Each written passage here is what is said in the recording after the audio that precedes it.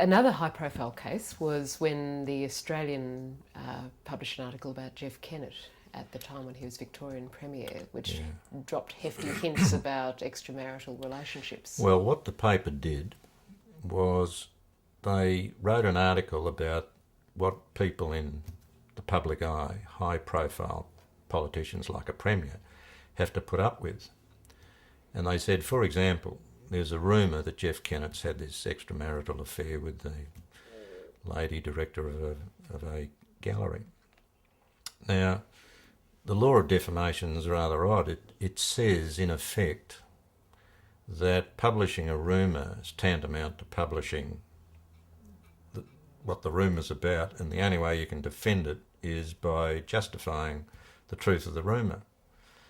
In any event, I was briefed to act for the Australian, and the view I took of the case was the quicker this was processed, and there was no evidence we could call, and we certainly weren't seeking to justify the truth of the rumour, the best way to run this was to whip it through as quickly as possible and just make a speech to the jury, which is what I did. And the jury accepted the argument, which was they hadn't published that he'd had an extramarital affair at all. All they'd done was to publish that that's what people were saying. And anyway, the jury, to hell with the law, the jury decided that that was it. And I think, quite frankly, that jury verdict was a precursor to what happened in the election, because a few months later he lost the election unexpectedly. And I think that's an example. I talked to you earlier about juries liking you. I don't think the jury liked Jeff Kennett.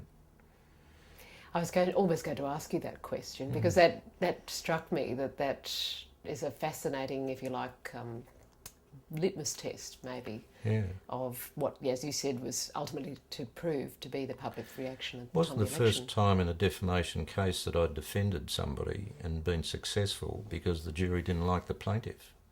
And I had a case in which the plaintiff was a solicitor, and at the time of the case had gone to the bar, who had appeared for somebody on a horse stealing charge, and my silly client, which was one of the papers, had changed the name of the accused and the solicitor. So they had the solicitor as the horse thief and the horse thief as the solicitor. They'd realised their error immediately and published a retraction and apology the very next day. In any event, we couldn't settle the case. The guy was pretty keen to go on with it. I think he thought he was going to get a big tax-free award.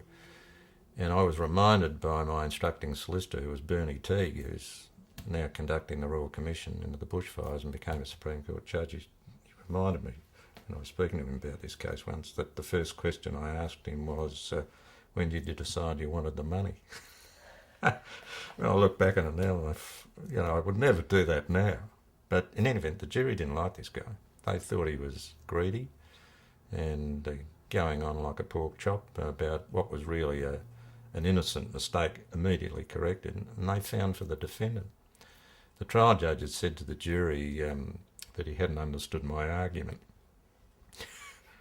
which, when I look back on it, don't blame him for saying it. So in a way, do you feel then the jury system is still a pretty adequate, if not quite robust, demonstration of democracy at work? I think we must preserve it. We certainly must preserve it in criminal cases. And I think we need to preserve it in some civil cases, defamation for one. The only thing wrong with defamation in front of juries is clearing away all the legal detritus. I mean, there are more points than a porcupine in a defamation case, and a lot of the cases are fought on the interlocutory issues about pleadings and evidence and what you can and can't do. And they can be quite confusing, and my heart goes out to any judge who's got to charge a jury in a defamation case, because the law can be very, very tricky. It's full of Talmudic or Jesuitical reasoning, hair-splitting decisions which, I mean, I don't understand half of them. I don't know how juries do, or let alone judges. But I still would preserve juries. I used to love jury work.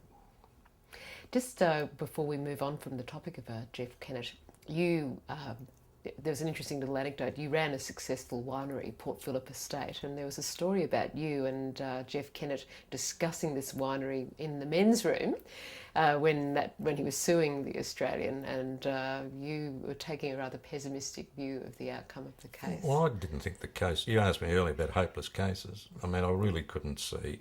I mean, the argument was there, but legally, Kennett should have won. Kennett thought he was going to win, didn't he? He did. He thought he was going to buy your vineyard, didn't he? He did. He probably did, yeah.